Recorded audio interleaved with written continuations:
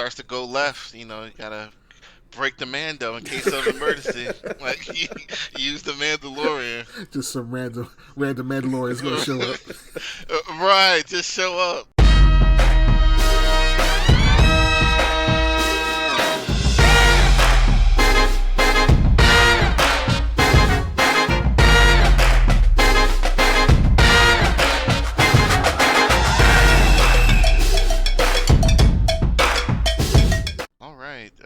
Welcome to the Multiverse Podcast. Doing the intro today. Lou has the night off, family time, but we have an almost full house. We're missing Megan, but we have the one guy, Rob. Hello, everybody. We have Mike. What's up? We have Old Man Doom. What up, what up? T Money. What's going on? And we have Tashi. Hello. So we're gonna get into it. It's a couple things. Busy 2 weeks. A lot of binging TV shows and some good, some bad, and some rumors the last couple of weeks. So whoever we want to talk about first. We want to talk about Stranger Things, or you want to save that for last? We can start with that. I haven't watched it, so y'all can feel free. Oh wow! I'm about 3 episodes into Stranger Things, maybe 4. I haven't finished it yet. I finished it all, but we might. It's harder when you got little ones running around. It's a little harder. Yeah. I was threatening my kids, like, I'm not turning it off. So if you're in here when he's breaking somebody in half, that is on you. So they were out of the living room all day last week. Still want to talk about it, or you just gonna? I probably won't watch it, so y'all have fun. I'll mute you guys once you start getting to a point that I don't know about. All right, Tasha, you can go first. Ladies first. This is unusual. I never go first. I thought it was good. I will say that the parts that are freaky to me was when the bodies got all disjointed, like all the bones snapping out of place. It was gross. It was really creepy to watch. Yeah, that was unexpected. I know. I was like, and are their eyeballs like popping out of their eyes or popping into their eyes? What is happening? They're going in. I think is he taking them out? Is he like taking them out? I thought they were going in. From the way it looks, the eyes, I can't tell. Like the holes. Yeah, they're being sucked into the head. Ugh. Oh, that's gross. But yeah, each episode, even though it was over an hour long, it didn't feel like it to me. The pacing was good enough where I was engaged and it didn't go by so quick. Compared to season 3, for me, I could feel the drag of each episode. But with season 4, it was great. I don't have a favorite moment of the season, but I do think that, no, I don't. I know that's a little bit surprising, but like right off the top of my head, I just can't think of anything that was, okay, wait. One of my favorites, I have to say, was when 11 hit Angela, whatever that girl's name was, in the face with the roller skate. She had it coming. She had it coming. As soon as, look, everybody was like, oh my gosh, you see who she did? She's such a monster. And I was sitting here like, applause. I was like, look, the bully got what she deserved. I'm sorry. Yeah, but she where did. were all you Suffered people a 10 great... minutes ago when they were harassing the crap out of her on the freaking roller skating rink? Yes. 11 was she was going to kill her on the schoolyard. Well, she was trying to use her power because that wasn't no little flick. She was trying to go full force on her. Yeah, she tried. That was a cringe moment too. I was embarrassed for her, and like nothing happened. I was like, oh, yeah, I was like, ooh, that's embarrassing. Like that's bad. These kids, they look so old. They look so old. 30-year-old middle school students. Whoever is telling Will to keep that bowl cut, please stop telling him. Please. But It's child abuse at this point. let me think. What other good part was there? Murray's growing on me as a character. He's provided me with a lot of laughs. Yeah. And I look forward to July to see how this season wraps up. Okay. Terrence, did you watch it? Absolutely, yeah. I'm definitely digging it. I feel a lot of Tash's points. I usually don't like it when you keep a cast split up for almost an entire season, and we've still got a couple episodes to go, so we'll see how it all comes together in the end. But I think they've done a good job with their individual storylines, with the cast being split up as they are, and absolutely creepiest season by far. All the violence, the mutilations, like some of the scenes. Like I'm not the type to flinch and go, ugh, but you know, I watch the show with my wife, and there's moments when she's like clenching my shoulder. I'm like, damn girl, like calm down, like Jesus Christ. So yeah, definitely the most violent season by far. The storylines are coming together well, and yeah, Tash said like Murray has really grown on me. He's one of those characters that. I was like, yeah, in little pieces I could take him, but as he started getting more and more story, I was like, nah, they can't give this guy too much to do. But now he's actually starting to grow on me as they're actually making him competent, like as his martial arts stuff was actually working out, like you know, like I was expecting him to just get knocked out. But no, his shit actually worked. It was actually competent. So I was like, all right, he's not actually like he's a fool, but it's actually working out in his favor. His martial arts is actually competent. He speaks fluent Russian apparently. So you know, all his crazy shit is actually like working out for the best. And so you know that was pretty cool to see. We mentioned the tragic Will Bowl haircut, like that. That shit's gotta, that's gotta, fifth season when that comes along, like please, God, somebody like do something. Like I grew up in the '80s. I don't remember anybody having haircuts like that. No, that has to be like a regional thing, like or something. The actor playing him, he's got to go to the producers and be like, "Come on, I've been doing this for 4 seasons now. Like, give this kid a break already." You're ruining my life. Christ. The bad thing is nobody's teasing him about it. You figure he'd be getting teased all day about that. That's what I was saying. I was like, I'm seeing why is L getting teased and he's not?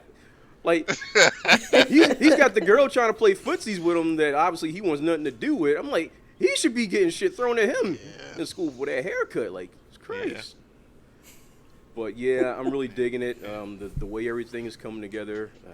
Yeah, it's really good. Usually when a Stranger Things season starts off and I start seeing the trailers, it's one of those shows that even though I always liked the previous season, when I see the trailers, I'm like, yeah, I'm going to watch it, but I'm not really anticipating it.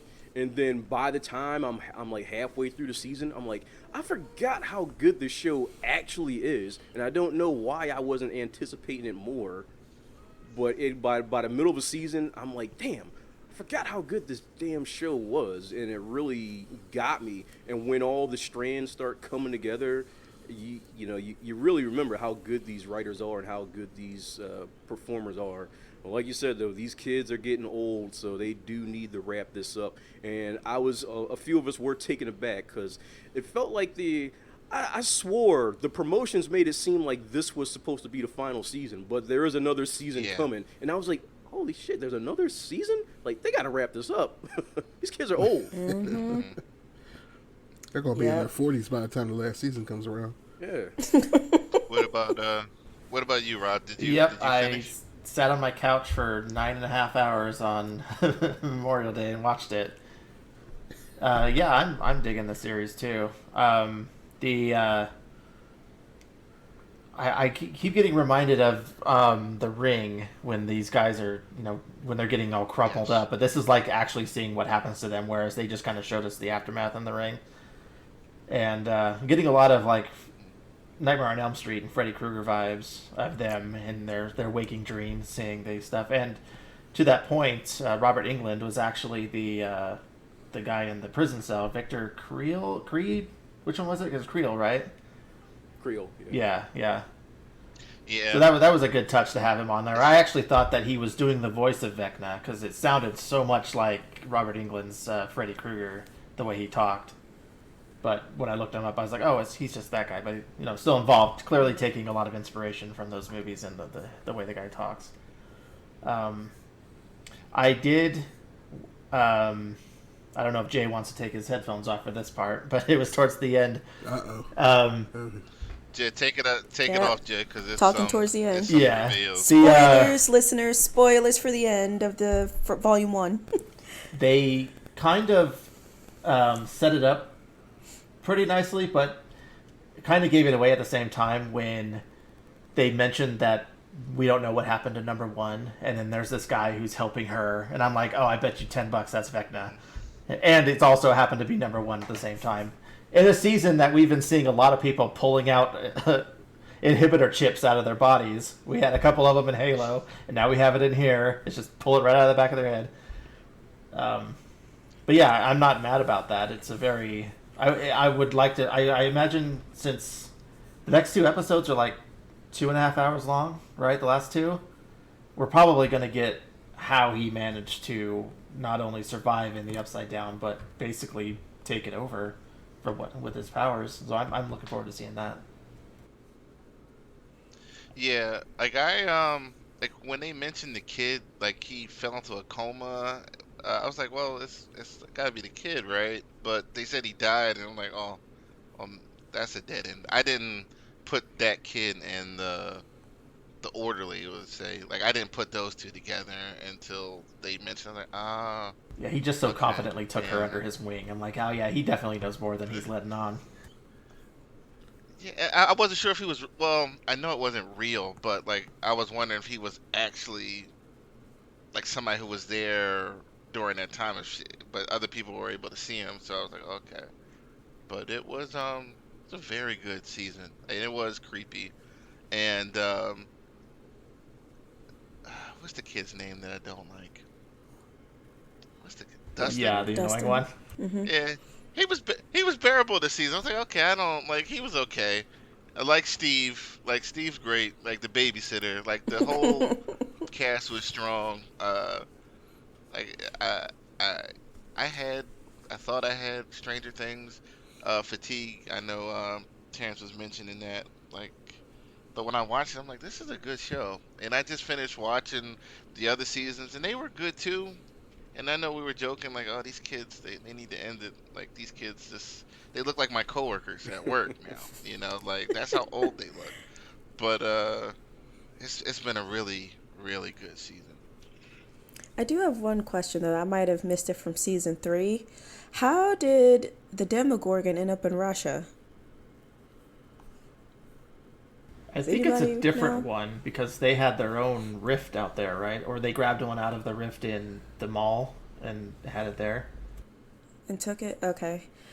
Because I haven't seen That was season my 3 understanding. since it aired, and that was, over 2 years ago, so I don't remember. Okay. Yeah, she killed the Demogorgon had in the that first season, I'm machine. pretty sure, at the end. Mm-hmm. And they had that machine in Russia, the one like in the beginning. It exploded and killed all those soldiers. I just finished watching it. It was the second time watching that season, and I feel like they had something similar on their end. I don't know how it happened on their end, but like it seems like they have a gate over there. I would too. love to see how they managed to wrangle a Demogorgon into that prison in the back room so that they could use it to kill inmates. I would love to know, because it seems almost impossible to wrangle a monster like that to put it in a cage. Be comfortable enough to keep it alive. I'm like kill that thing. We don't need that in the building on the continent. I do say that seeing Hopper in Russia, he toughed it out. I applaud him for going through all of that. When he said you hit my chain so that he could break his ankle, like dislocate it. Oh, I couldn't do it, to be honest with you. But he toughed it out. And seeing him remove the shackle over, it was like a very swollen foot. It looked like it was so painful. And then he's just running around in the snow on it like nothing's bothering him. Yes. No limp, nothing. Oh. You want to Barefoot in the snow. you want to know what's funny? The like him getting beat up and the the foot thing and everything. The number one thing that was bothering me, I was like, it's cold. Like I would have died from the cold. I'm like, it's too cold out here, y'all. Like I can't do it. Just can't do it. The guard that was helping him, I kept going, I recognize this guy from something. You know what that guy was? Who? He was the guy from Game of Thrones. He was the who was the man with no face. I think that's what he went by. That was him? You know what? I see it. I can see it in my head now. The eyebrows and everything. Okay. He needed that ability. Yeah, for real. This season. And Mike, you're not watching. You have no interest in the show. Was somebody talking to me?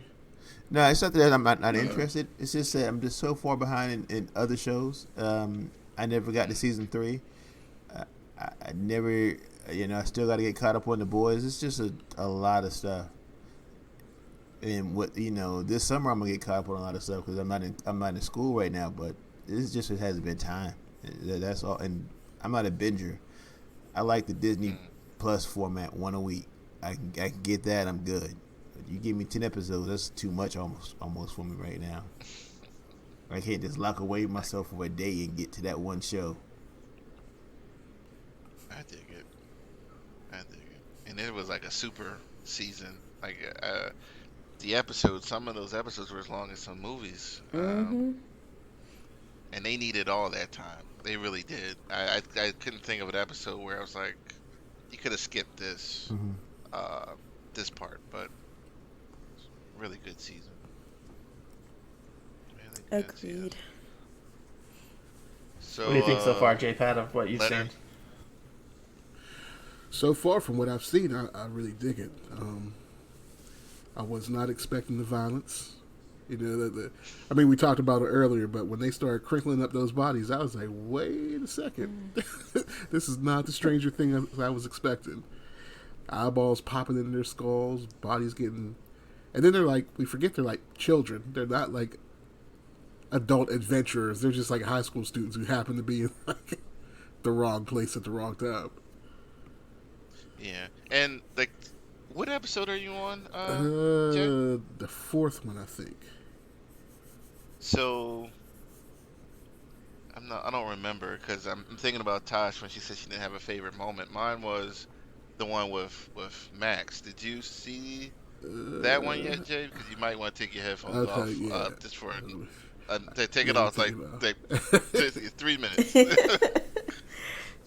So I thought they had her. And I was like, I think I may have yelled. I was like, oh damn. And then because they did that maybe twice this season where the screen just went black and you're like, oh, got her. But that was really well done. That was my favorite moment. And the actress, I don't know her name, but she was great. And that scene was great. Kate Bush is out there yep. Running that song back. I was about to say, how many more times do you think we're going to hear that song before the end of the series? Her agent probably called her. She's like, why are you calling me? It's like the thing you agreed, you let them use your music. It's paid off a little bit. It's like, oh, okay.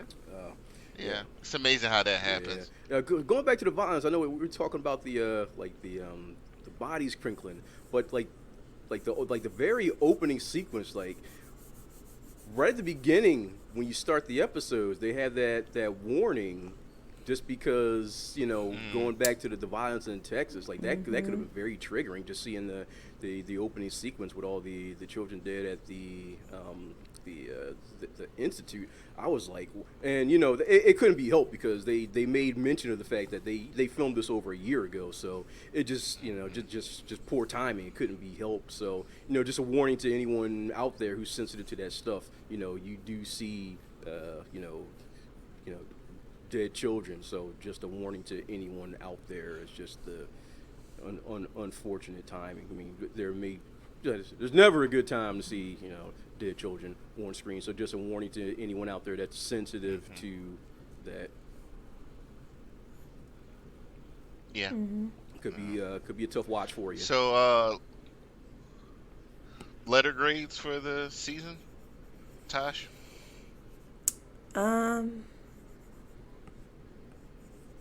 B plus. B plus. Yeah.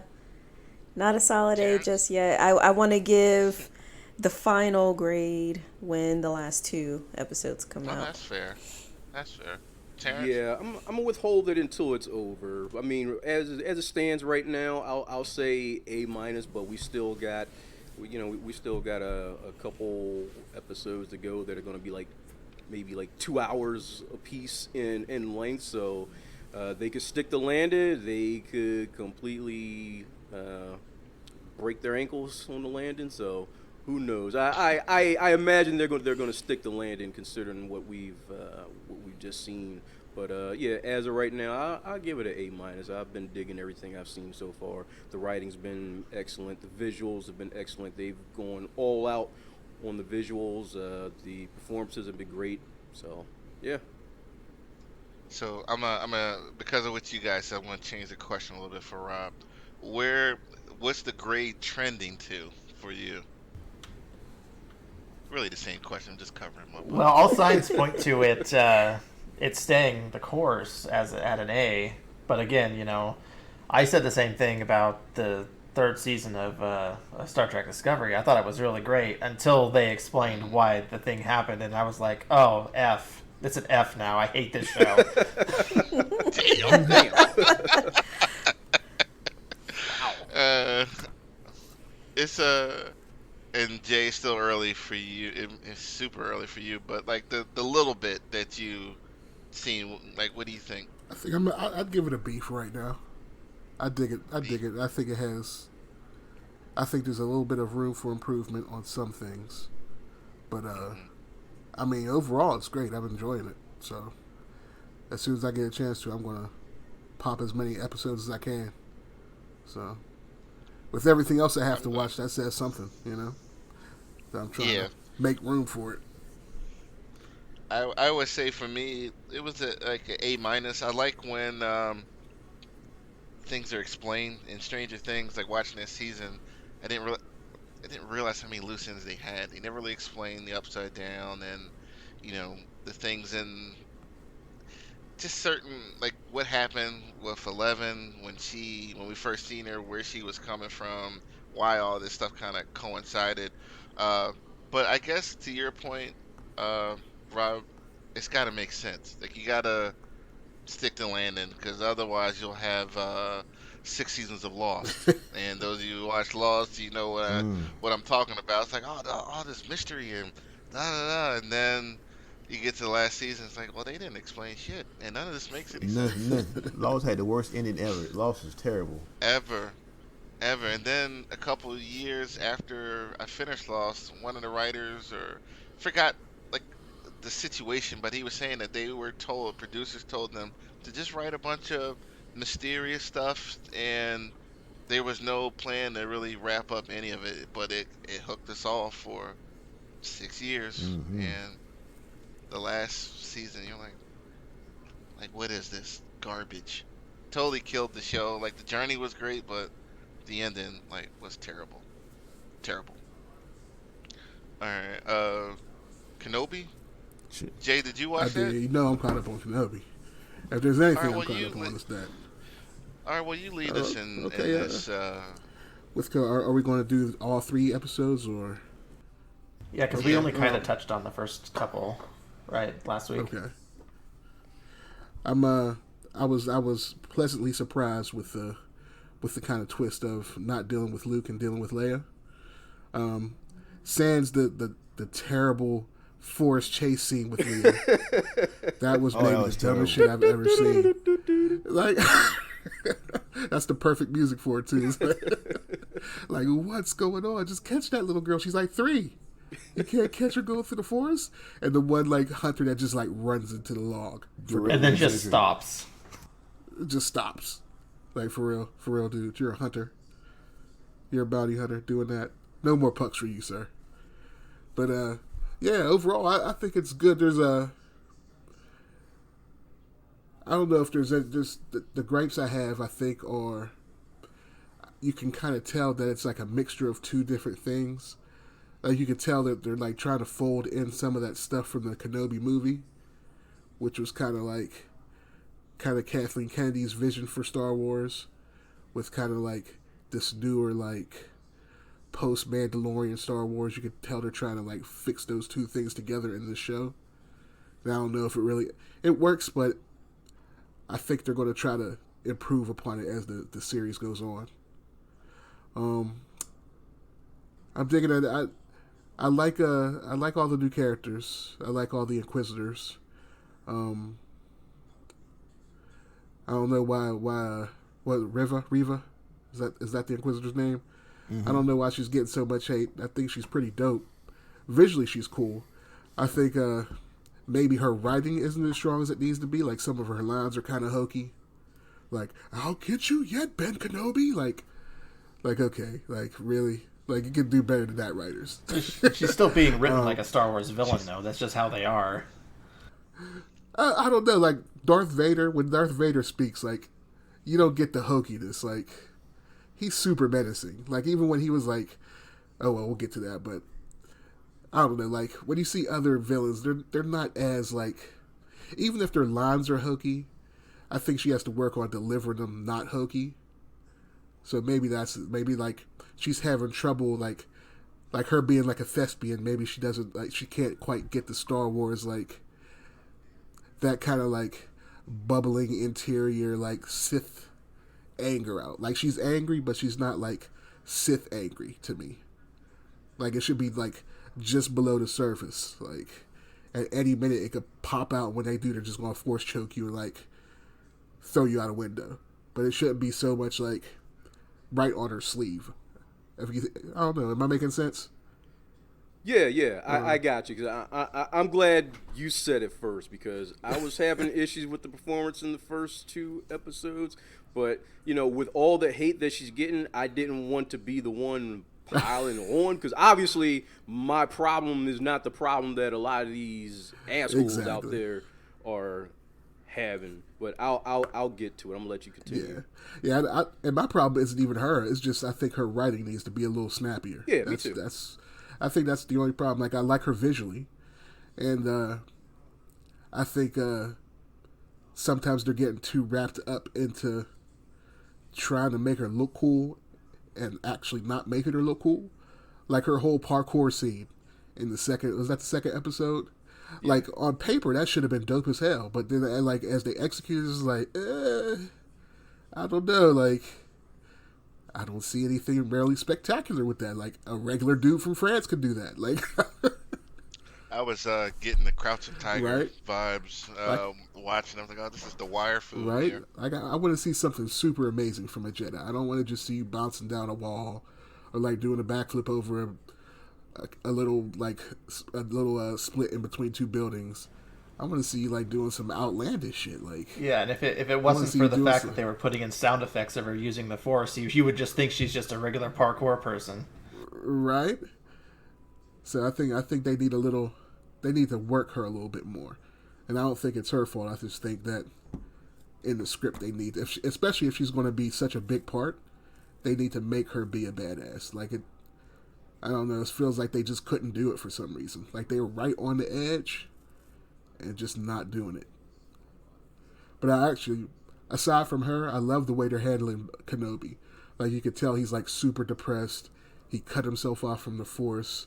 Like, he has, like, this, like, weird PTSD thing going on where it's like he can't, like, he's blaming himself for everything that's happening, and the only reason he can, like, find any reason to go on is for Luke, and now obviously Leia.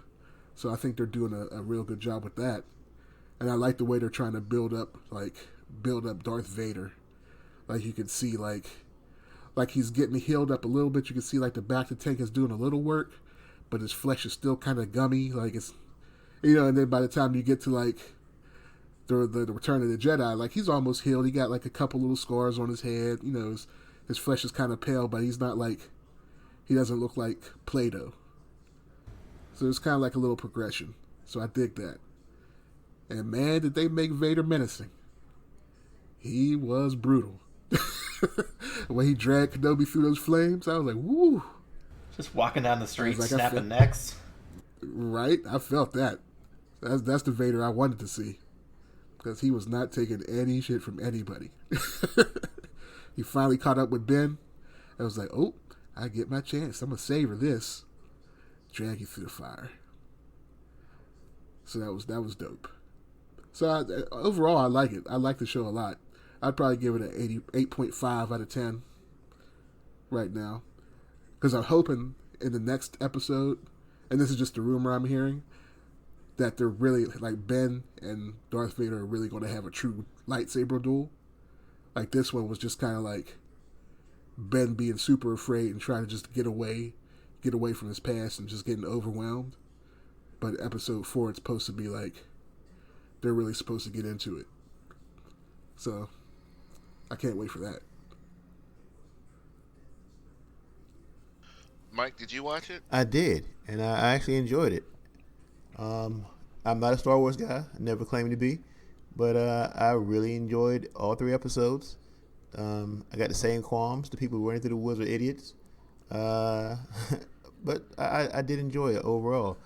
My only nick is Leia is annoying as hell. That, oh my God, she's annoying.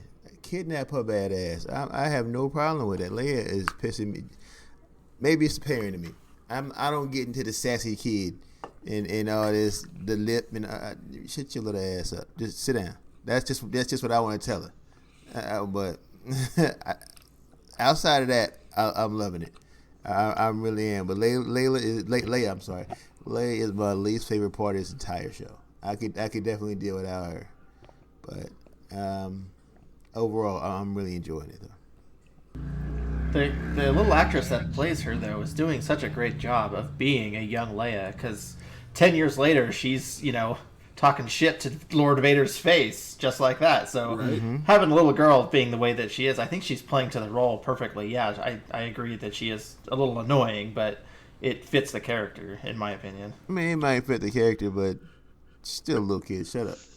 She's grown on me. The first episode, I completely agree with you, but after a while, she grew on me a little bit. Yeah. She grew a little less annoying after a while. Maybe. But to what's a girl named Moses? To everybody's point on her, Yeah. all the hate she's getting, she's getting a lot of hate. But her character is hateful. I mean, I think her character is designed to hate. I think some guys are going too far with it, way too far with it.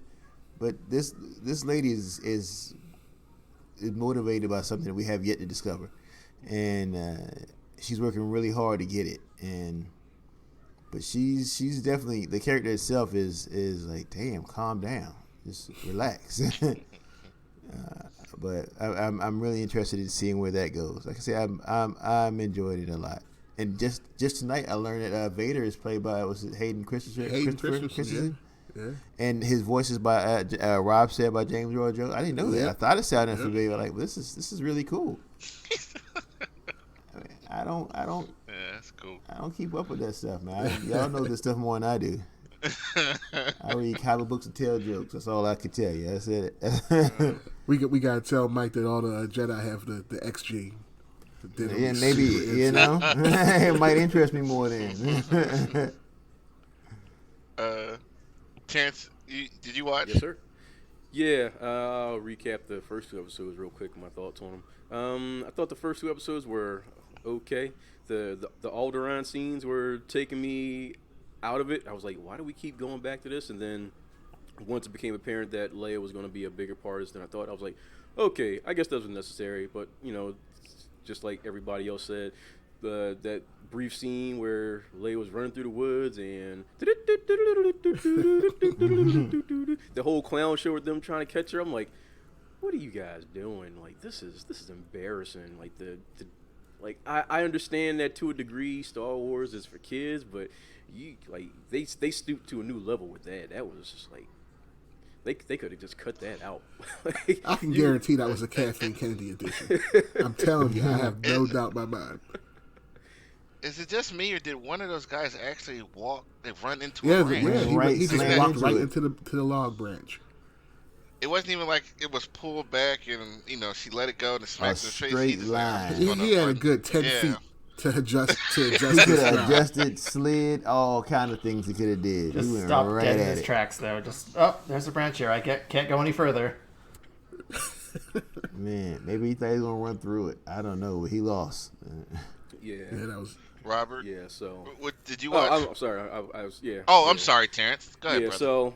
So that was the thing. So Leia's growing on me a little bit. I thought it was funny in the third episode where she's having the talk with Obi Wan, and she starts saying, she's like, yeah, you've been hiding something from me. Did you know my mother? And then she goes, are you my father? I just had this funny flashback to Don't Be a Menace, where the kids are like, are you my daddy? But yeah, I love the third episode was definitely a big step up for me. I just love the overall feel of the show. It's got the feel of an old Western gunslinger. Mm-hmm. Like, you got this old gunslinger who's lost his touch, and someone's trying to like get him back in the saddle for one last showdown. So I love that whole feel of it. This is a man who's broken, who's lost everything he believes in. He doesn't know yet that better days are ahead. He's just been out there in the desert for the last 10 years, and all he's trying to do is survive. He's looking out for Luke, sure, but he doesn't know if that's actually going to lead to anything at all. So he's just trying to get by. So I think that's pretty interesting to see a character that we saw in the prequels. Like, we know how things eventually end up, but to see him getting from point A to point B is a interesting journey. We know how it's going to go, but he doesn't. So to see him be in that broken state of mind right now, and to see how he can get from where he is to a point of hopefulness is an interesting journey. Like I said, the third episode I think was a step up. The point that Jay was making about the performance of Riva, I don't have a problem with the character per se. The problem I have with the performance is along the lines of what Jay was saying. I don't think it's necessarily her fault, because I think she's a tremendous actress. I watched her in Netflix's The Queen's Gambit. She was amazing in that. So I think it's a combination of the writing and maybe the direction. I think there's something there that they're not giving her. I don't think they're giving her good direction, and there's something with the writing. But she herself is a tremendous performer. I think she was also in that Macbeth movie with Denzel. I've heard good things about her performance in that. So, I'm not trying to take anything away from her at all. I think she's tremendous. I don't want to be adding on to the pile of all these assholes out there who are, saying things about her for reasons that have nothing to do with who she is as a person or as a performer. So this is strictly just what I've seen in these episodes and what I think could be better. It's got nothing to do with any nonsense out there, and I'm not trying to add to anything that has, nothing to do with what I'm actually observing about the show. So, but beyond it, it's a good show. Definitely, I don't think it's as good as Mandalorian, but it's definitely not Boba Fett either. I think this is going to stick the landing much better than that show did, unless the next 3 episodes turn into a spinoff. Like the Mandalorian shows up. I've been hearing the Kenobi verse is kind of separate from the Mandoverse. So I don't think the Mandalorian's going to be popping into the Kenobi verse too much. Well, yeah, one is before the original series and one's after the original series, right? Yeah. Right. Well, Rob, go ahead. Well, What yeah, did you there's watch? really not much else I can add that hasn't been said. I've enjoyed it thus far. Ewan McGregor's performance has been really great. Um, Stealing just a little bit of whale meat for his space camel every day is real nice. You can tell he's living the life of a commoner, and he's kind of gotten used to that. That's why he was basically caught unprepared when he saw Vader again. I mean, his pants were clearly all the way around his ankles when that happened.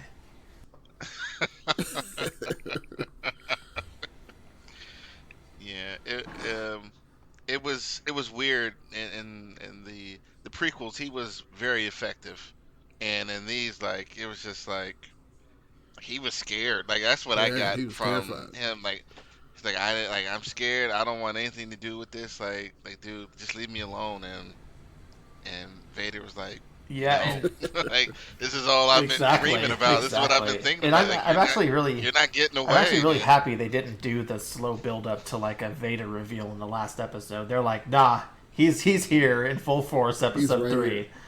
and you're gonna have to just deal with this. Yeah. And I really enjoyed that point. And I'm it was what, 6 episodes, right? Is that what we got for this one? Yeah. Okay. Yeah. 6 I think the next episodes. 3 are going to be really good. I'm looking forward to it. Yeah. Um, So, supposedly, episode 4 is supposed to be a real big turning point. Didn't they say that in Boba Did they? Fett? They well, probably they did. said that. They said that Oh, in no, Moon no, no, Knight no, no. too. I'm thinking about Moon Knight. Moon Knight. Yeah, it was Moon Knight. Yeah. Yeah, and Anyway, it's Tasha's. I was gonna say Huh? I don't. Oh, I haven't seen the actress Moses before and anything else, but I don't see anything wrong with her. As far as I can tell, she's openly defiant of the rest of the Inquisitors, and all the other Inquisitors to me are just cookie cutter bad guys with terrible dialogue, and I just see the same with that. It's all a matter of the direction of the director and the writing. It has nothing to do with her Yeah. acting chops, nor the color of her skin. I don't and understand that at all. yeah, I didn't have any issue with what was going on with her, and like, I was impressed with her. Like, I think I like mean women, and she was definitely mean. And then I'm like, she's fierce. Like, I didn't. I know what the issue is. I don't want to even go into all that, but she's. I see the point with the dialogue, but like the effort is there on her on her end. All right, it's Tasha's turn. Did you watch it, Tosh? I only watched the first episode. Oh no. What have you been doing? Side quests, Horizon? No, I'm gonna be the outlier here. I didn't like it. After the first It's episode, I was like, okay. no, I can't do it. I was bored. But to save myself from internet hate, I will say that I'm not a huge Star Wars person like Mike. Um, and even though there are people out there who kind of knew what was happening in the Star Wars lore, I appreciated that movie recap in the beginning of the episode to refresh my memory of what happened, because I've only seen the prequel movies once. That was enough for me. So I needed that reminder to know what I was kind of getting into with this first episode, but nothing really happened to make me be interested to see what happens next. It was kind of slow paced for me. I even tried starting some of the second episode, got 10 minutes in, I was like, I can't do it. I'm sorry, guys. I don't think this series is going to be for me. Mm, But I honestly did try.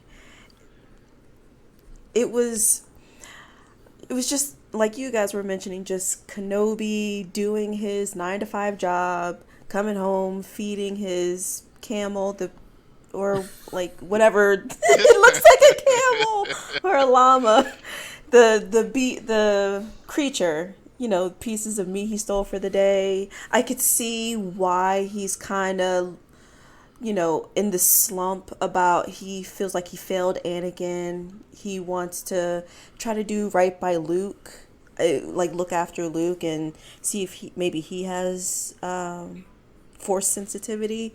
And then we jumped to Leia, and I felt like we focused on Leia more in the first episode than Kenobi.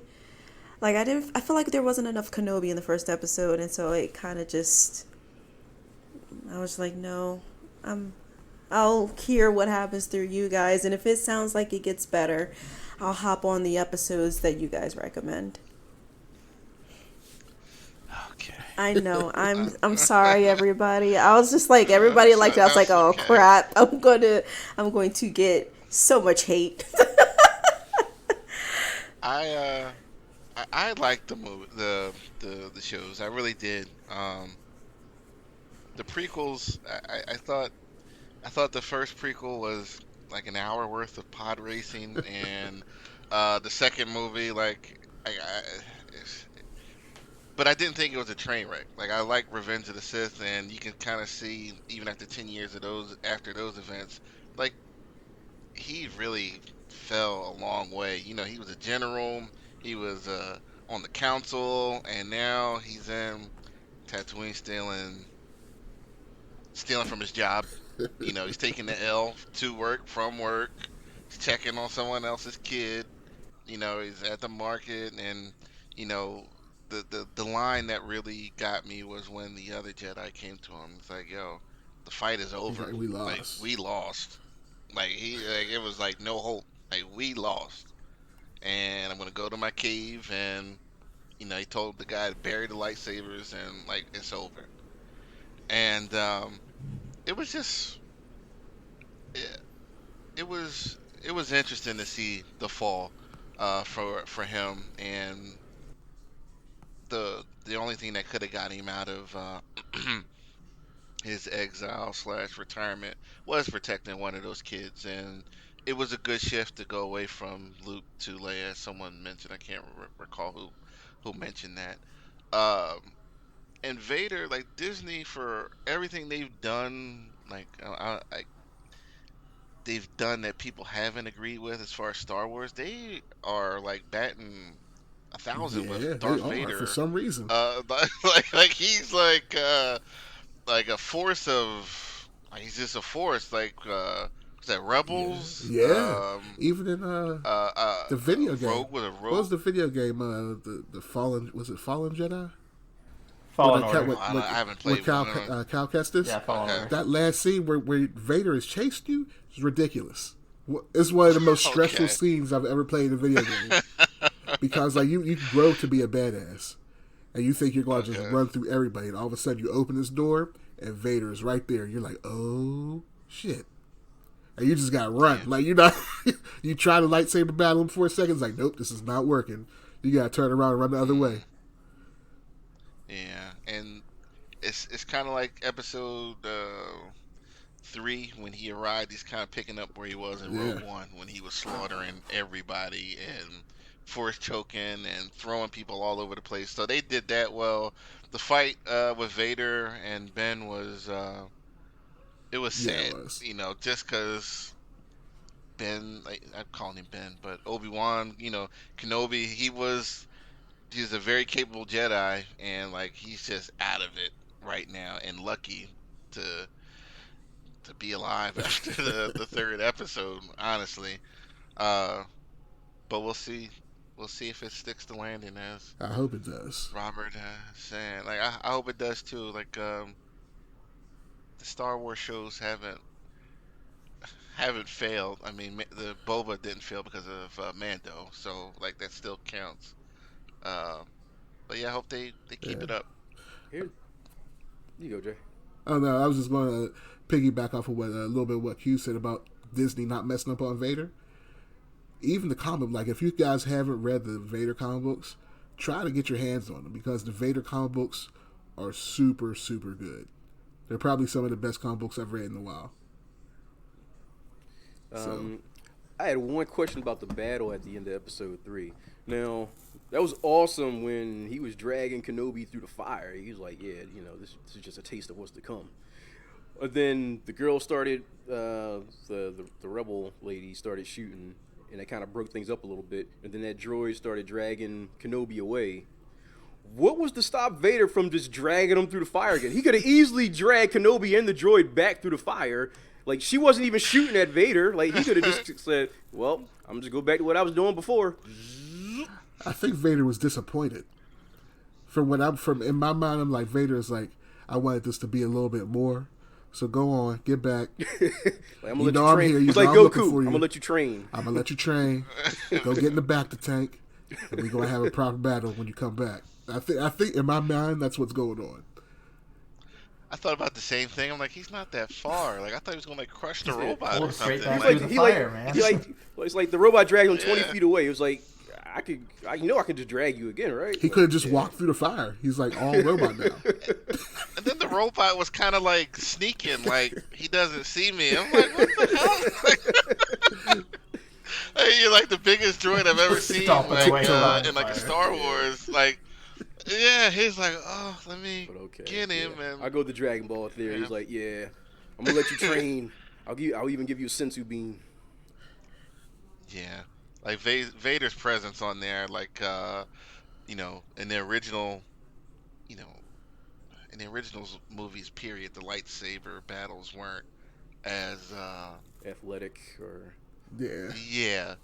But he, like, you can see the height difference. Like, he's, like, huge, and he was just muscling Ben. He wasn't all even over. He using was two throwing him hands. all over the He was place. just using yeah, one. No, he he's wasn't. one hand in that joint. Yeah, it's like a fly Right. swatter. Like, like. It was a good Attitude, choice for man. them to do that scene at night too, because it just made it all that more menacing. Yes. That red light or the lights on his chest Yes. just kind of coming around the corner. I'm glad Vader's aware that he had like a lit up keyboard on his chest, because he wasn't trying to sneak up on him. Right? He was just walking straight to him. The scene where he's like looking around trying to find him, like he's not going to drop out of the sky or just appear next to you. You see the keyboard coming towards you, and like he was just like, I'm right here, man. Like I'm coming at you, and that's a good point. Yeah, the dark aspect definitely helped the moment. Definitely. Yeah, so hopefully they stick to landing. I think they will. Yeah. Hopefully, if starts to go left, you gotta break the Mando in case of emergency. Like use the Mandalorian. Just some random Mandalorians gonna show up, Right, just show up. break in case of emergency. Yeah, this doesn't look It's gonna be good. another Baby Yoda's gonna pop out. Yeah, put some Mando on that. It'll be better next week. It'll be all good. Sprinkle it on there. Yeah. Meanwhile, 15 Rub years it later, this is happening. Right. Like, you gotta rub that Mando into the wound. You're doing it wrong, man. And maybe we could get Tasha to watch it next. If episode 4 is good, we might be able to coerce her. Yeah, Maybe I need to better some more multiverse. I'm books. there for the lightsaber battles for sure. Okay. What's next? Well, we can go from a galaxy far, far away to our own galaxy in the future and talk about Strange New Worlds. Go for it. Well, this one was one of those, I guess, low stakes and more comedic episodes of Star Trek, where two characters try to do something simple and end up swapping bodies. That's always fun. It starts out with Spock having a dream battle between his human and Vulcan half, which that's something he's always wrestled through his career and through just being on Vulcan as a half human, half Vulcan, and a great nod to classic Trek with the old music of Kirk versus Spock playing, which is Oh, they played that music? yeah, Oh, it was that's great. awesome. I was like, oh, there it is, right away. I recognized that right away. So essentially, him and his fiance were, I guess, having a little bit of issues because of his dedication to Starfleet, and each other weren't quite understanding of their duties. And by switching bodies, they were able to, get a better understanding of, diplomatic procedure and her. I guess she's a lawyer or something. I was kind of unclear of what her exact job was, Spock's wife, but they were able to both accomplish their goals as a body swap, and were able to more understand each other's positions and grow closer towards the end there. And then there was a bit of hijinks with number one and the security officer kind of finding out that there's a Starfleet bingo going on their ship that they didn't know about. So they decided to, since we're going to reprimand these two cadets for doing it, but then we're going to go ourselves and go do it. And it was pretty funny, some of the stuff they were trying to do. Like, they tested out the transporter system. One of them was chewing a piece of gum and waited until it was out of flavor, and then they teleported out and back, and then the gum had flavor again. So that was really funny. Just little things like that. I think one of them accidentally shot the other one with a phaser. Yeah, but it was a low stakes, just a kind of day in the life of episode, which you have every once in a while in these serialized shows. It was still pretty good though. This doesn't have anything to do with the episode, but this is more like if you're smoking a joint and you're thinking about Star Trek. Like, shouldn't they be able to use the transporter just to instantly heal any wound? Like, if you have a mortar, like a hole's blown out of your chest, they already have your buffer signal stored. Shouldn't they just be able to transport you back and forth and just you be whole again? It's just one of those pitfalls of the transporter system. Like, half of them are saying, so what happens if we have the transporter clone issues that always happens. We have beings being inside the transporters. We have all the different things that happen with the transporters. I don't know. It would make sense, like you said. They have our exact copy. They could just rematerialize yourself fully whole. Yeah, just use some random molecules from something else, and bam, you had a hole in your chest. Now you're good. I don't know if you're listening, any Star Trek writers, make it happen. Make it so. Oh, it can definitely happen. Well, if they could Star Trek teleport an inoculation straight into your fucking eye, they can heal a wound with the transporter. You gotta get the right character to break down the science to make it more believable. Like, have Geordi, Data. I don't know who the guy would be on the original. I wouldn't listen to anything Scotty said. I'm trying to think of someone else. 7 of 9, Tuvok. Like, if they break it down, you're gonna be like, yeah, that could work, and they'll make it work. Kind of reminds me of a long-running joke that's been going on in my my Star Trek podcast I listen to, but it was kind of sort of confirmed in the Discovery in the future that all of our bodily waste is essentially rematerialized in the replicator as food. So they use it to. What? So and now with this show, being able to pinpoint teleport things like an inoculation into your eye, and we don't ever see toilets on Star Trek either. So it makes you think that are they just beaming the poops out of us? Thank you, Robert. That's the long-standing thing that the podcast I'm listening to has been going on about, and it almost seems certain now at this point. That would be super sanitary, though. Oh yeah, you'd never have to wipe again. Yeah. No. Yeah, because even that in their rooms they have the mirror and the counter, but never there's any there's a sink and a mirror and a sonic shower, but we've never seen a toilet. The end of doo-doo tracks as we know it. That's advanced technology. That's the pinnacle of technology. We don't worry about money or toiletries in the future. We could go commando, never have any poop stains on our pants. Just got to hit that brown button on your comm badge and you're good. Right?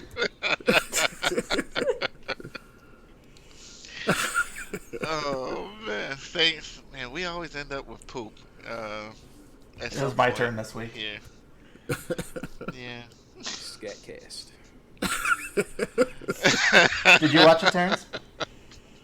No, I didn't catch it this week. I'll probably get around to it tomorrow or Sunday. It was a busy week. I did the start of the week I worked 48 straight hours, and then I came home for a couple hours, went back to work, came home for a couple hours, then did another straight 24. So I'm a little behind on my Trek. Only one episode I'm behind. So I can't fault you for that. Yeah. It's a lot of work. Yeah, it is. Yeah, my wife keeps reminding me of that. So that's why you buy all those roses and candles and stuff. Yeah. I keep reminding them, car payments don't disappear out of nowhere. That never, that never put those together. Say my wife, she's like, how don't we have any money right now? I'm like, you tell me, you're the one spending it. Oh man. All right, this next section let's go to Tash. She's gonna tell us about Young Justice this week. Yes. So we are at the penultimate episode of the season. Since next week is the final episode, we can just go ahead and talk about the secret code. It does spell out to invitation to kneel before Zod. The letter this week was O.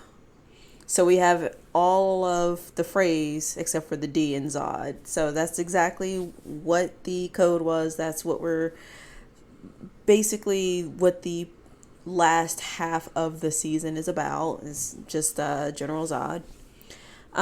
This week's episode, you're going to have to tell me, Quincy, if you really believe this. How do I put it? If what we saw was true, do you really think Nightwing's dead? Oh, I don't know. Young Justice took a turn after season 2 where something like this is believable. I want to say it's true because they showed the blood and they had us deliberately listen to his heartbeat slow to a stop. Now, he can be dead and they can revive him by putting him in a Lazarus pit like they did in Titans. But I want to say yes, that we lost Nightwing. Now, if he's truly not dead, I need them to explain the whole heart-stopping scene that we got, because that was convincing enough for me. That was evidence. We saw the body. The whole nobody, no death with Connor. We saw the body with Nightwing. We saw the blood, and we heard his heartbeat stop, slow to a stop. So that hurt a little bit. I'm gonna sound like a Batman hater here, but the only way they can save him if he says some crap like "I slowed down my heartbeat." So like some crap like that. Like it's like the only thing I was thinking about. I was like, they're really gonna kill him, and but we don't know. Nobody's safe, No, nobody. But go ahead, continue with basically this whole episode was about General Drew Zod escaping the Phantom Zone with his wife finally. They came in through the boom tube that opened up last episode and basically trying to get the rest of the generals to come out of the Phantom Zone so that they can basically take over the universe. Lord Zod had to convince Drew Zod that he was his son from the future, because Drew Zod's a little skeptical of, anybody who's outside of the Phantom Zone right now, as he should be. He's been gone for so long, don't know who to trust. So we had Zatanna and the rest of the team who went to go find Connor. They tried to hold off the rest of the generals coming through the boom tube, basically failed. And we get so close to just the rescue Connor team and then the Legion of Superheroes team meeting, and they just miss each other each and every time. It's a little bit frustrating. So instead of coming through the boom tube, we saw Zatanna, Aquaman, not even Rocket, but Tigress get back on the bus. And McGann and Phantom Girl are still on the other side of the boom tube on whatever planet they were on that had the red sun. I don't know how the final episode is going to go. I'm a little worried, to be honest, because there's so much that still has to be wrapped up with Connor's mind needing to be saved, figuring out if Nightwing is truly dead or not. If he is, are we going to keep him dead like Wally's dead? Quote, I still think Wally's alive. And just what's going to happen with Zod and Lord Zod from the future. Is he going to go back now that he came to do what he did with releasing his father? I just really don't know how this is going to tie up in the finale. Do you have any ideas? So my biggest thing with what's happening now, and like, why would Darkseid put another threat like this? And even Vandal Savage, if they know what each other's doing, why would they introduce another power like this into, you know, a universe, a galaxy that they're trying to rule? Like, you're talking about an army of Kryptonians, you know, that's essentially what you've allowed to happen. Darkseid, for whatever reason, has decided to help the kid get his father out, which I don't see why he would do that at this point. It, unless the final episode of this season is like 2 hours long, I don't know how they're going to wrap it up. I don't know how they're going to save Superman at this point. Like, everybody's scattered. He's not right looking now. Good at all. Nah, kryptonite poisoning. Selective how fast it can. Depends on the situation. It seems like how fast it could incapacitate him. I thought it was because it was directly touching him. Like, for me, I believed it. Usually you hold it near him and he goes limp, but it was directly touching him and it looked like a huge piece. I'm just surprised he turned green. Green in the gills, as they say, so fast.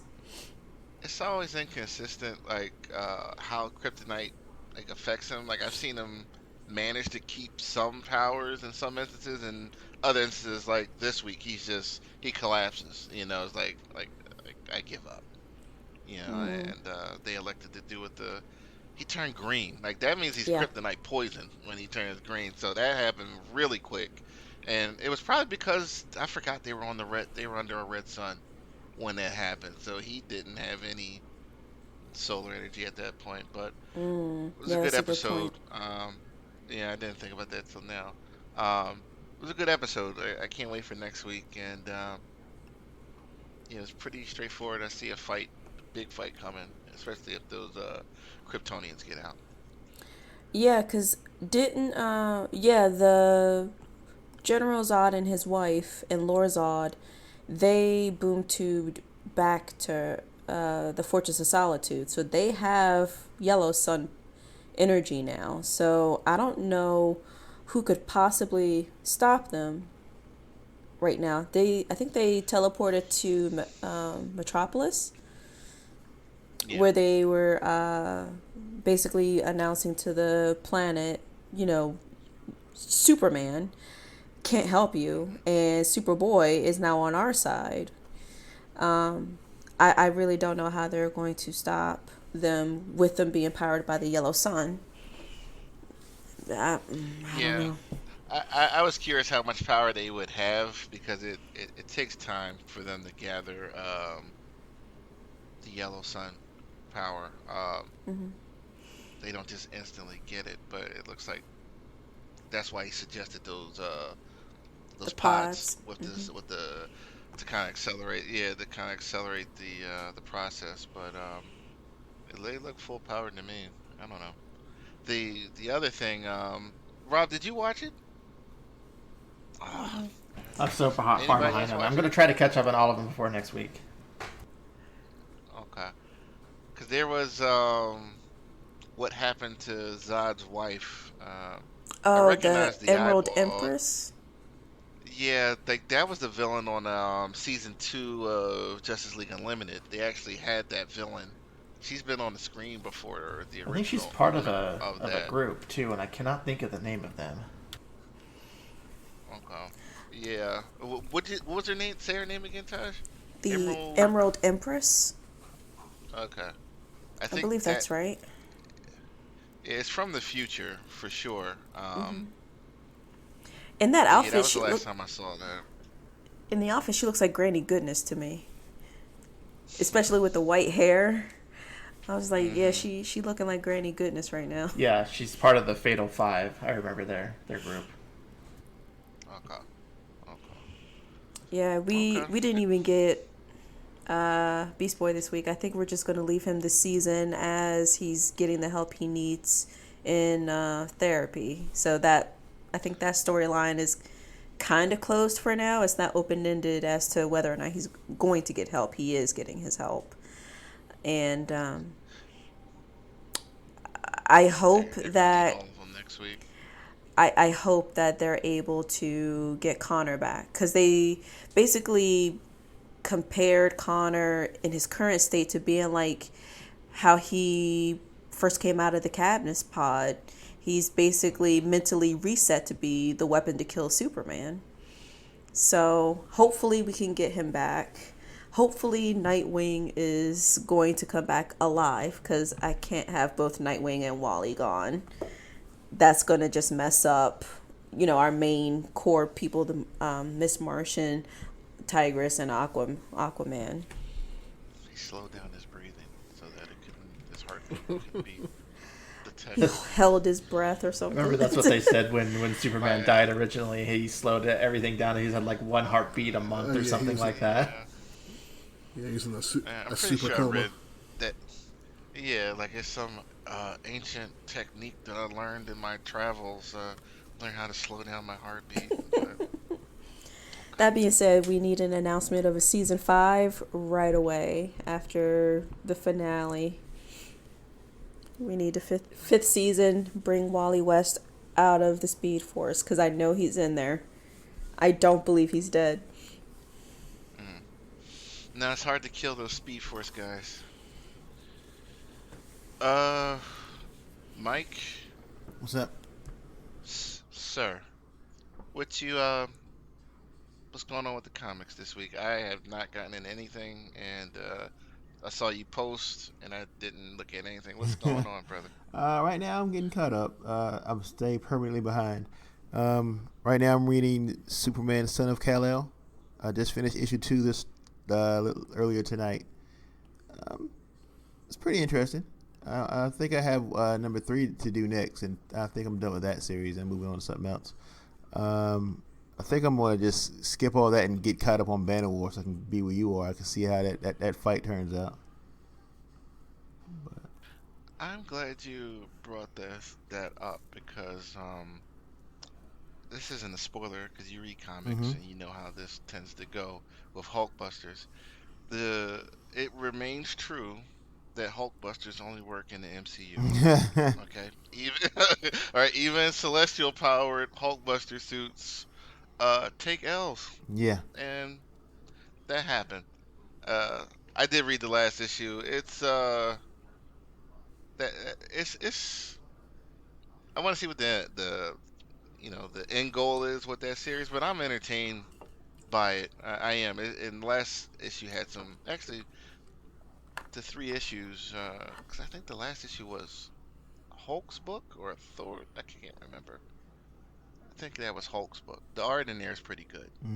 Um, whoever I didn't make note of who the artist was, but there was a splash panel of Thor that was really good, and we'll see where the storyline goes. Besides them delivering the first Hulk Thor fight in a couple years, like I'm curious what the purpose is. I want to see how the spaceship Hulk fights Thor. It just doesn't seem like it's something possible. But we'll see. I can say it's going to be next on the plate. I should be getting to it this weekend, hopefully. Oh, you didn't start any of it Not yet. one book yet. Ah, I've got about 4. The maybe 5 books I have, but I just haven't read them yet. interesting fight. I'll leave it at that. I don't want to ruin it for you. Okay. And Terrence, not Terrence, Jay. Marvel lost Conan rights. I think I know. Conan's ending soon. No, I heard he might be sticking around in like the Savage Avengers. Savage maybe? Avengers. I think that they can still use him Yeah. there. But his book is ending, and Conan's been perfect since he came back to the He's MCU. been great. Why wouldn't they let them continue that book? I have no They idea. restarted that book. I bought Savage Avengers like last week or the week before. Yeah, I didn't I read think it it was yet, last but week. it's on issue 1. Yeah, it's I don't know issue why 1. they keep doing that. So, But the Why do they keep Conan book, the restarting? Conan solo book was perfect. It was awesome from the very first issue. Yes, Where he was. killed that dude, took his finger bones out, and picked the lock to get out get out his shackles. Conan I is was like, gangster. ooh, I okay. love this dude. I swear, and I need him back in Marvel. I really do. But yeah, the Savage Avengers 1, the new one, I haven't read it. I just bought it last week, like you say, like Q. But that was a good book. Conan is just doing some outlandish Conan shit in Marvel, in modern Marvel. It's crazy. yeah, it was time travel in that one. I skimmed through that one now that I think about it. Who was with him? He has Avengers with him. It's, He's got a right? team with Like, him. He's got a squad. It's Brother Voodoo. Uh-huh. Was it I Wolverine? think Weapon H is with him this time. Oh, really? That's who it was. Yeah. Oh, this is the new. I haven't picked up the new one yet. Look at his power set. Ridiculous. Weapon H, the Hulk, Wolverine. Who else is in there? Domino, a whole bunch of other people. Like how is he not? Anyway. Terrence, you reading anything? Yeah, I'm right there with you with the Banner War storyline. It's pretty interesting. I won't give anything away till everybody else is caught up, but yeah, I'm interested to see how they work that out, considering the end of the what was that, part 3? That was So Yeah. interesting to see how that works out and how Hulk is going to keep up with that. Yeah. I'll be ready by next week. We can get into it fully next week. I'll be ready. Yeah, because Jay is forever I'm forever behind. So behind.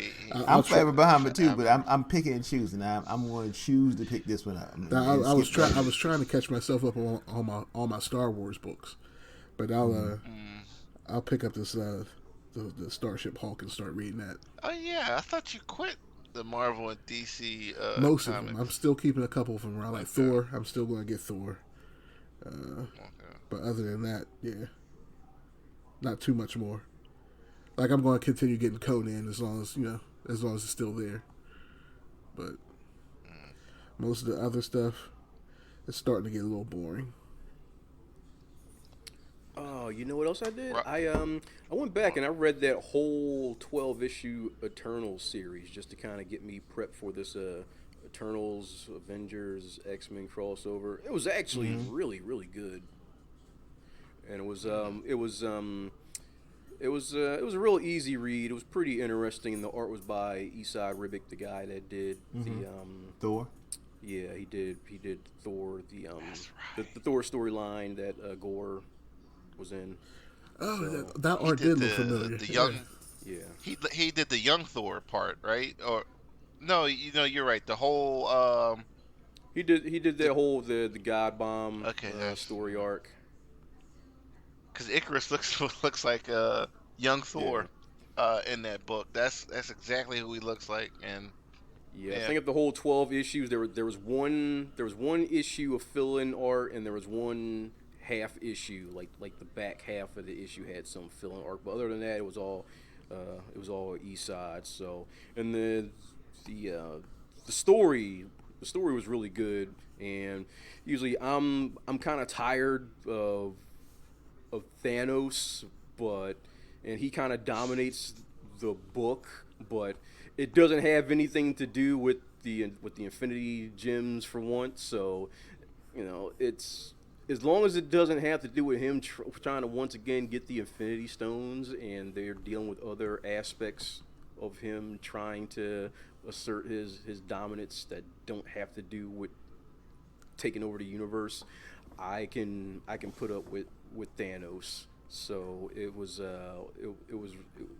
really, really, really interesting. So if you get a chance, go through that. It's only 12 issues, and it leads directly into the Summer Judgment crossover that's coming up. And Robert, you were shaking your head. You're not reading I have anything a right stack now? of a few things, but I haven't gotten around to reading them yet. No. Mm. You gonna put you in the corner with Jay. Uh, Tosh, what you reading? Nothing this week. Nothing this week. Uh-uh. That wasn't you with the X-Men books, the Avengers Nope. books. Was it Nope. you? Not me. I'm sure it looked like you. Nope. All right. So what else we got? I guess we can get into We got the. that Dookie Gotham Knights trailer. Oh yeah. Get into that. You can talk about it. Doo-doo. Here, I'll go first real quick. Man, f that trailer and that whole thing. Like, like that thing is terrible. Like it's just like it's. I was thinking about this the other day, and I was talking to Rob this right before we got on. Like I don't know if like the comic book TV show era is over because like I'm not looking forward to the Marvel ones. Like I'm gonna tell you this right now. I usually give things a chance, and I'm just wondering what the point will be. With She-Hulk, I may watch Miss Miss Marvel or what is it? I may Yeah, watch Miss that Marvel. one. It comes out next Yeah, week. I mean, yeah. So you have that, and then you have the CW show, and I watched the trailer before the show, and it's just like, no, no, I refuse. Yeah, they're totally without direction right now. see- I don't look forward to anything that the CW is doing right now. Yeah, and we talked about Marvel's formula, how it, CW has a formula, and it's over with. Um, they had something special with Arrow and first couple seasons of Arrow and the Flash, and then they just turned into soap operas. And this one legitimately looks like a soap opera, and I have zero interest in seeing that hot poop. I agree. I'd be very surprised if it got more than one season. It really looks bad. I agree. Like I say, the only thing I'm enjoying right now from CW is Superman and Lois. That's all I'm enjoying. Everything else is pretty much canceled. The Legacies canceled. Naomi's canceled.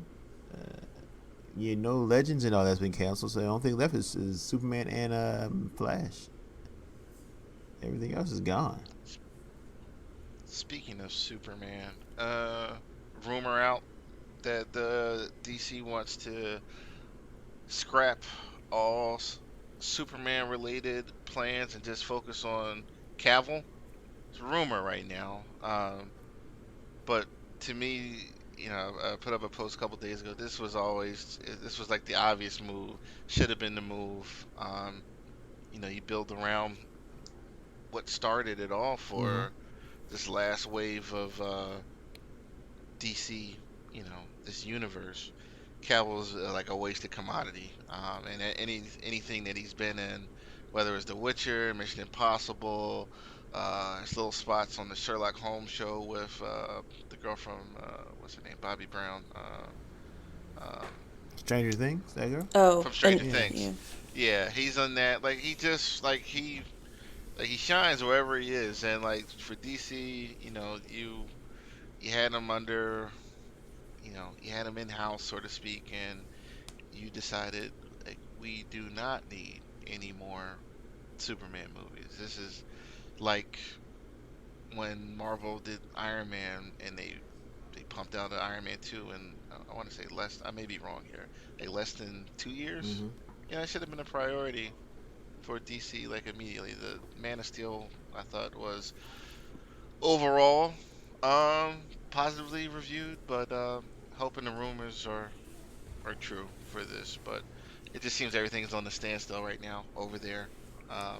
But this is like the obvious move. Sometimes the obvious move is the smartest and best move. Yeah, I like the idea of them bringing back Cavill, but at the same time, I don't think they should cancel like the Val Zod movie they were working on and the other. That's not President Superman? That's a different one, right? Calvin That's right. is the Because president. that's right. They had both of those, I think, in the works, or at least in the plans. I don't think they should cancel either of those. I mean, a multiverse is a multiverse. Just people will figure out that they're different movies. But yeah, definitely they should bring back Cavill, 100%. See? Uh, Anything? yeah, I concur. Yeah, like you said, that's been obvious from the jump. I mean, it's been 9 years since the Man of Steel, and at this point, you've wasted good years of Cavill's life. Fortunately, he's been doing other things. He hasn't been just sitting and spinning his wheels. And obviously, he's been in the universe. He did Batman vs Superman, and then the terrible Justice League, and then the good Justice League. But at the same time, like, he deserved to continue his own solo series. I mean, we're going to have 2 Aquaman movies by the end of this year, and at some point Wonder Woman will have had 3 of her own movies. How does Superman not have 2 movies by now when he kicked off this universe? Like, it's ridiculous. And 2 Suicide Squad movies. Yeah, it's a crime in cinematic terms. It's a crime that this has happened this way. The mismanagement of this regime is ridiculous. Like, Legendary. obvious moves. It's like I could see if Man of Steel completely tanked and nothing else ever came of that, but it kicked off things. It got them to say, you know what, let's have more things spring forth from this universe. So I don't see how you didn't just keep building off of him in a positive direction. So I don't know, but there's a lot of things I don't understand about Hollywood, and that's why I'm here and not there. Mike, yeah, anything? I wanted to ask Jay about the trailer for Thor, but he got missing on it, so I wanted to see how he didn't get to say anything last week, and I really wanted to hear his complaint list. But no, I don't really have. Hopefully he comes Jokes. back. Yeah, that's all it's gonna be. It's gonna be straight comedy. I promise. But I don't really don't have anything else. I was asking Tasha earlier off mic. Did she hear how you were making fun of her last week on the thing, or how her trip? Did I? Yep. I did? Mm-hmm. What did I say? I don't remember. I'm in trouble now. I didn't like the way that I sounded. had a few jokes myself, Tasha. I had it was out of love. We had a few jokes. So, yeah. Yeah. I'm forgetting it right now that you're asking me on the spot, but Last time I said something, she wasn't here. She messaged me, and I'm like, "What did she talk?" I was like, "Oh yeah, I did say that." Yeah. Yes, it was I out don't of remember love. what I said. I know we were talking about her getting stopped by cops, and she's gonna be hi. Oh, oh, there's Jay. You can ask him now, Mike. All right, Jay. You weren't here last week. We talked about the Thor trailer. So I already know what you're going to say, but I want to hear your thoughts on the Thor trailer while you're muted. Oh, he's just going off. Ain't Like, you even gotta unmute. you gotta first. unmute, Jay. Man, you put a battery in my back on that one, bro. I was going off. It's the widest I've seen his muted. eyes I was open. like, "Ugh." Yeah, he was coming into it. Them mothers, Right? yeah. Whoa. Trash. I will be waiting for Disney Plus. I will not be spending my money on this at all. Trash. I do not want to see Thor in a rom-com. And how are they sticking Thor and Gore in a rom? How does that fit? The darkest villain I've seen in 20 years in a rom-com. With Thor trying to get the cheek. Thor trying to get the cheeks from his critically ill Thor girlfriend. He tried to smack some Thor cheeks. They rushed to get Gore for them. The whole premise is dumb as hell. Like, I don't want to see this. I'll just stick with the Thor comic books where he's real, where Thor's Thor, not jokey Teletubby Thor. Hercules Thor. forgot who said that. Now, but I would like. was I an wouldn't mind a accurate Hercules description. movie like this. Hercules is goofy like this.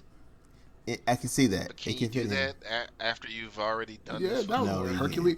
Now Hercules is gonna be super serious. He'll be the serious one. That would be a twist. Flick, you flick too hard. Oh God. There's nothing appealing about this Thor trailer. I guess if you're a lady, you get to see the Thor cakes. But other than Yeah, that, a friend of mine was excited about I know that. Tash is like, he. No, I'm just laughing that you said Thor Cakes. That's a first. Little there. Debbie needs to That's a trademark first. that. Little Debbie needs to trademark Thor that. Cakes. Thor cakes. What kind of cake would that be? What kind of feeling would that be? I don't even want to know. It is getting uncomfortable. He's feeling. It's getting uncomfortable. It'd be like a lemon cake with blueberry filling or something. That sounds kind of good, though. I don't know. Thor Cakes do not sound good in any wheelchair.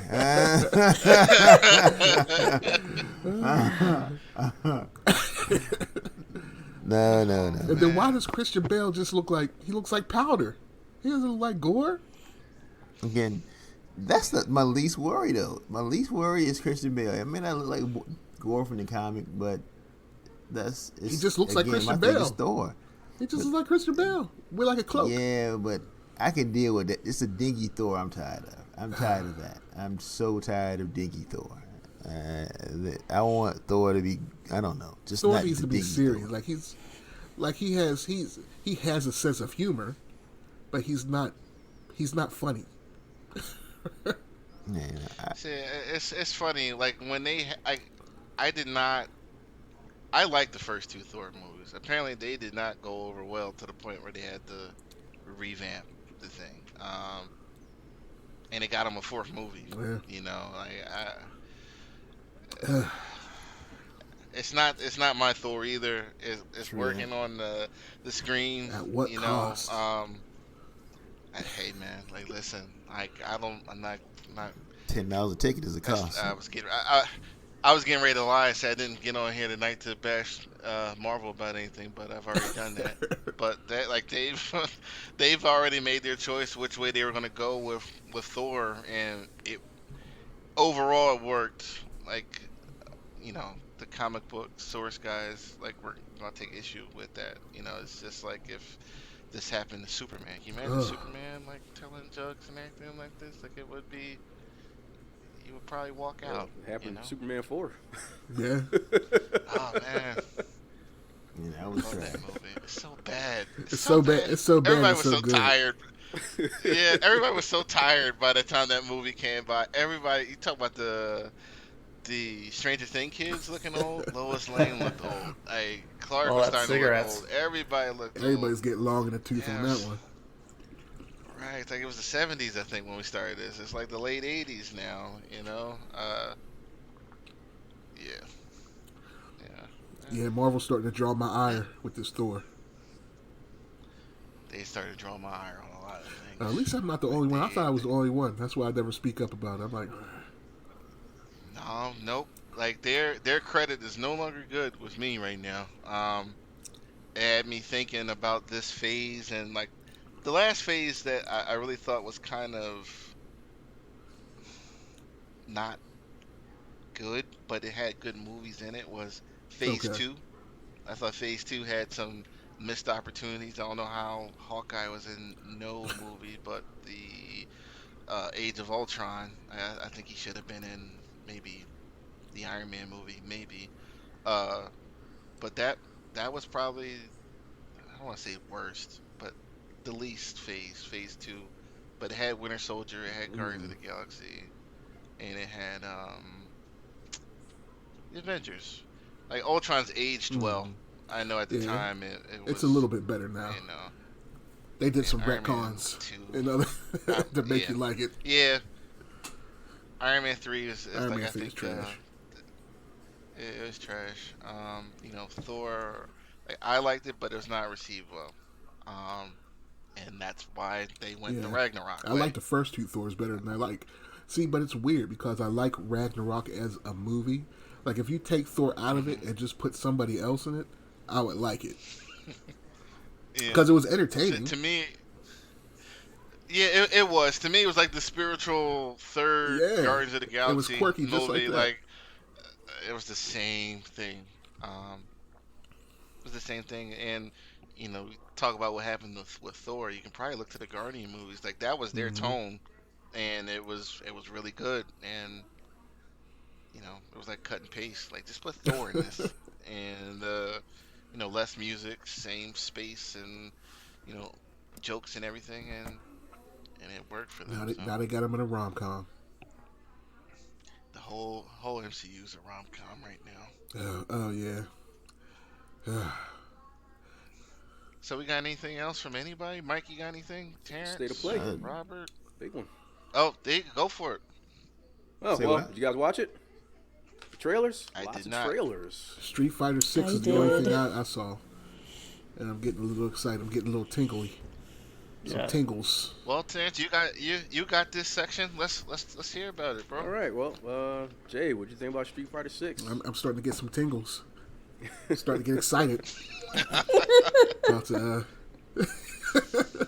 starting to get the itch. Might have to pick up another Street Fighter. It looks pretty good. Looks like you got looks like they're making Ryu and Chun-Li and like the original cast take a little backseat. I think they're going to be like the old Grandmasters or something now. Yeah, very Street Fighter 3 how they did that. Yeah, Yeah. but it looks like they brought back the universal counter too. So that's going to be cool. Yeah. So, There's a part of the trailer where you see Like the open world. you see kinda. guys running around Metro City. Yeah, I they wonder have if there's like a going to little- be like an adventure mode. Yeah, that's what it looks like. So it Yeah, looks one like of it's gonna the be one of the pretty- Mortal Kombat games did that too, right? Yeah. So maybe you can create your own character now. Cause he did a Dragon Punch. The guy who was running around Metro City, he did like a Dragon Punch on somebody. So maybe they have a create a character mode. Maybe like a Injustice. Yeah, so it looks interesting. They're using the RE engine, the same engine they used for the last few Resident Evil games. Okay. Resident Evil 2 and 3 remakes and Resident Evil 7 and 8. So, the graphics are, on par with, like Tekken 7. They're going that route with the graphic style, which, is good. It's just, I got a weird thing with Street Fighter where, like, my preferred art style, I'm just stuck on kind of like the 90s Yeah, Street Fighter 3. anime art style, like the Alpha and Street Fighter 3 art style. So I would prefer if they went like the Guilty Gear route with like an anime cell shaded Yeah. aesthetic. But that's just me. That's just my hang up. But I can't say that it doesn't look good. So it looks good. I just hope it's not as bare bones as the original Street Fighter V release was. It 'cause looks that like was- they learned their lesson. yeah, that was so bare bones, and it just took them so long to like build that up to where it had a lot of features. So. Yeah, it didn't even have an arcade mode, if I remember it right. Yeah, I didn't buy it until they implemented the arcade mode. I waited on that. Okay. So, yeah, so it looks good. Resident Evil 4. Anybody watch that trailer? I Yeah, did not I did. watch that one. Yeah, what you think?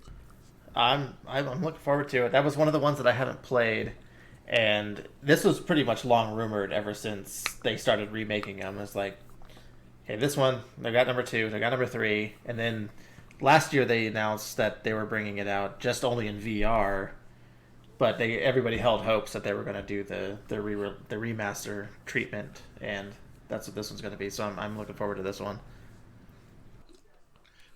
So wait, you I'm sorry. You never played Resident Evil 4? I got your back, Rob. I haven't made it far. I maybe played an hour's worth. I'm not a Resident Evil fan. Yeah, I stopped at 3. I think I played the first one. I may have played through it. I may have finished it, but I haven't finished a Resident played- Evil game since the first one. I played the 1 and 2. I finished, and that's it. That's the last 2 I finished. And like I said, I haven't made it maybe an hour in 4. This is going to be weird. I've never played Resident Evil 1. I played 2, 3, Veronica, 4, 5, 6, Resident Evil wow. Outbreak. and the other one, remember the high pace one? It was like you're like in the streets. I can't think of this one. It was terrible. The online play was terrible. Um, but it was like you were the raccoon commando It's like team, Umbrella something, and right? I can't. Yeah, yeah, and that one, it was a nice premise, but like the gameplay was not good. And I don't know if it was PS3 or 2, but I was totally into it. But 6 kind of killed it for me. As as much as 4 like kind of brought more life into it with it was faster paced, more action. Like 6 just took it. It was too much of a good thing there. It turned into like a Call of Duty game. It really just it went there. Yeah, I'm not not vampire. I'm not a zombie guy. Me at all. Not even a little bit. Me. You want to know what's funny? So like I just told you, I played the Resident Evil games. I played Silent Hill, which was like the scariest game, like on PS1. I tell people all the time I'll never go back to Silent Hill. I've never played another single. Like I'm not playing that game. Like don't ask me about it. I'm not playing it.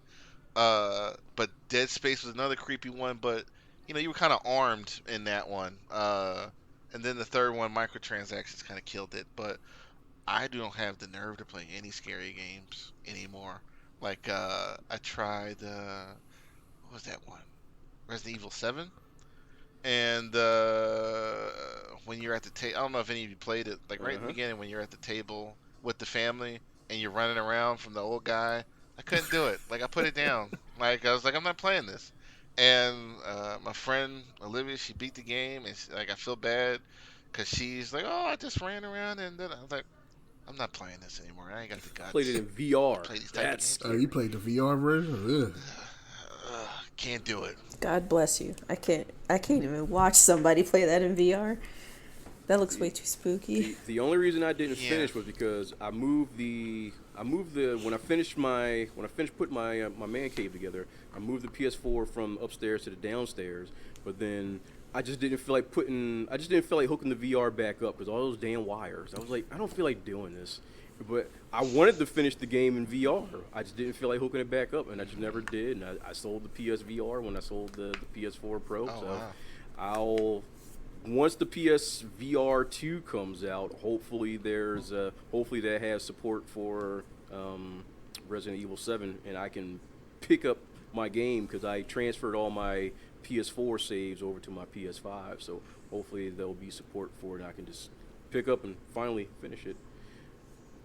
But you mentioned Dead Space, and that brings me on to the next game that was revealed. It's a game called Callisto Protocol, which is from one of the co-creators of the original Dead Space. I did see that. Yeah, so who watched the trailer for that? Did you see that, Rob? No, I missed that one. Okay. Yeah, it's definitely got Dead Space vibes. I'll read you the premise here real quick. So, Callisto Protocol is set in 2320 at a prison colony called Black Iron, operated by the United Jupiter Company and located on Jupiter's moon Callisto. The player takes the role of a prisoner, Jacob Lee, held at Black Iron, finding themselves in the midst of an alien invasion that appears to have been engineered by the prison's warden. During you see like this, I don't know, there's like you see like mutated prisoners, and it's just got all the Dead Space vibes. It looked scary as hell. So I'm looking forward to that one. That looks pretty good. They also announced that there's going to be a PSVR 2 support for Resident Evil 8, and then they revealed another trailer for Call the Mountain, which is the VR. Losing my train of thought. Horizon. It's the VR Horizon game. Uh-huh. So, anybody see that trailer? Yeah, it looks all right. I did. I'm not sold on the whole VR thing yet, but if the VR 2 proves itself to be as good, and hopefully it's a little more wireless than the others, then it might be worth checking out for sure. There's actually a lot of games that were released and teased at this thing for VR. I was surprised. Yeah. Yeah, it looks interesting. The premise is that you're a former Karja Shadow Warrior, and you have to yeah, they're trying to reform you back into society now. So you have to prove yourself by investigating what's going on this mountain. That's why the game's called Call the Mountain. So you're kind of like a reformed prisoner. You have to prove yourself to the Sundom by investigating what's going on with these machines on this mountain. So it looks like mostly you're going to be using the bow and arrow. You're going to be going down zip lines and climbing and stuff like that. The only thing I don't get with this particular game with the VR is that the floating hands. I don't really get the floating hands thing. Like, I don't see why you can't have full arms. Like, first-person games have been around forever. I don't know why you can't have arms. You just see two floating hands grabbing a bow and arrow and climbing things and stuff. But it looks interesting. Obviously, this probably is not going to be like a full 40, 50-hour game. This will probably be like a 6 or 8 hour short experience, but it looks interesting. It looks really good. You see some Thunder Jaws and some other machines that you can take out. So it'll be interesting trying to navigate it in only a first-person experience. To tell you the truth, for the most part, when I played through Forbidden West, I was using the way I had my settings. I was in the focus mode so much that when I used my bow and arrow, it was almost like every time I attacked the machine, I was in first-person mode anyway. So it wouldn't be so going through that. It won't be like difficult for me to adjust. The only time I was really in a, like, say, third person attacking something was when I was attacking other humans. Other than that, when I was killing machines from a distance, I always had the my focus was always on for not what I'm trying to say is I was always in kind of like that first person view for the longest amount of time, that slow motion view. Was the way I had my settings, so it looked pretty interesting. I'm trying to think of any other good games that came out. For the most part, it was mostly that. Call the Mountain might have been the only first-person game that Sony showed off. Everything else is coming out for the PlayStation and maybe Steam too. But I think it might have been everything I can remember. I think it was might have been their best state of play ever. Really? Yeah. They showed off Final Fantasy 16. If anybody's a big Final Fantasy fan, I'm not a big Final Fantasy guy, so they showed that off. Yeah, it looks pretty good. I mean, for a Final Fantasy game, it's going to be PS5, and then they showed off a bunch of the summons. But yeah, it looks pretty good graphically. I just, who knows what kind of a story they're going to have. It's a Final Fantasy game. And then, yeah, there was a No Man's Sky and a Walking Dead VR also coming out. No Man's Sky, huh? That game is supposed to be really Still good. Still going. I've been wanting to check it out. So yeah, I got in that game. I was gonna play it with a friend of mine, Olivia, and it was supposed to be co-op, and it wasn't, even though you were kind of in the same space. Then they made it co-op, and when we came back to it like a year ago, there were all these upgrades. It was like a totally different game. And yeah, they had a lot of issues with their procedural generating engine at first, but then they managed to fix almost everything within the last 2 years, I think. But 4 years after release, they really made it into the game that they wanted it to be at release. I give them credit. Oh, and Tosh, you should look up the trailer for Stray. It's basically a cyberpunk cat simulator. Cat. Yeah, I saw that. I was like, I don't know if I want to play that or not. It was cute to watch, but I don't know if I actually want to play it personally. And then they talked about they said that one of the Spider-Man games is coming remastered to PC. Was that the Miles Morales one? or Both just of a them. regular the? Oh, okay. Remastered already? You know what I haven't played a good one of in a long time? A good platformer. I haven't had a good platform experience in a long time. Yeah, I don't know the last time I played one. I remember Lou saying the new Ratchet and Clank was pretty good. Really? Yeah. Yeah, he did. He did. Jay, I haven't played a good fighting game in a while. Not Mortal Kombat, Street Fighter, anything. My middle son, has beaten me so bad those games. I pretty much took you out? retired. So he retired me. He retired? I have to fight him I have to fight his ass for real when I play him. I get mad. I got to put my hands on him. This shit ain't how it's supposed to be. You need me to teach him a lesson for you? Put him on Street Fighter. Man, look, I had to get him for real. I had to punch him in this shit. This ain't gonna work, Junior. We got to throw hands for real now, boy. Yeah, we got to fight for real. I mean, he's stressed out, throwing the controller and shit. No, I'm done. He retired me. So I'm hoping they make a new Injustice game. Those are good. Injustice games are good. It'd be a shame for them to let that That's go. the last one I played. Yeah, that's the last thing I played. What else is going on? It's okay. So, let's see. Tosh, why don't you close this out tonight? With Close the store. oh boy. Yep. Okay. No well, point in asking you. You're just gonna say no. Well, shout out to my son's graduation. That's all. I'll say that before Tash she closes us out. Congrats. He graduated. yes. You know, Happy I'm proud of him. Congratulations to all the graduates out there Congratulations. as we approach the end of the school year for high schoolers and college graduates alike. Middle school. I had one that had an 8th grader graduate this year too. Oh, So I wow. had a bunch of them. Oh yeah, moving up ceremony. Yep. Yeah. So, thank you everybody for tuning in.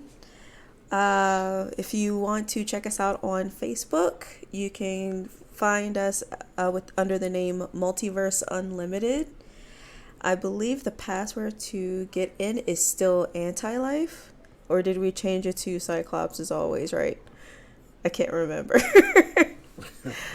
Hell no. Hell no. It's coming. It ain't came. Cyclops is right. That's the next contest. Cyclops is Yep. right. No one will ever get that question because he's not right. Anyway, come on. I don't want to get to this. Okay, well, well, for this new for the new season of Young Justice, because Anti-Life Equation was about season 3. If you would like to join, you could also type in the password Kneel before Zod. We'll accept that too. I'll make sure that everybody is aware of the second password. If you want to send us any questions, feedback, anything like that, we have an email address. It is multiverseuunlimitedpodcast@gmail.com. So with that, we are going to sign off. This has been That One Guy Rob, QP The Source, T Money, Ultra Doom, Mike, and Tosh. And since Lou is not here, I will take the time to remind everybody to be kind to everyone because you do not know what they're going through. And we'll see you guys next week. Bye. Good night. Avita Zay. Peace.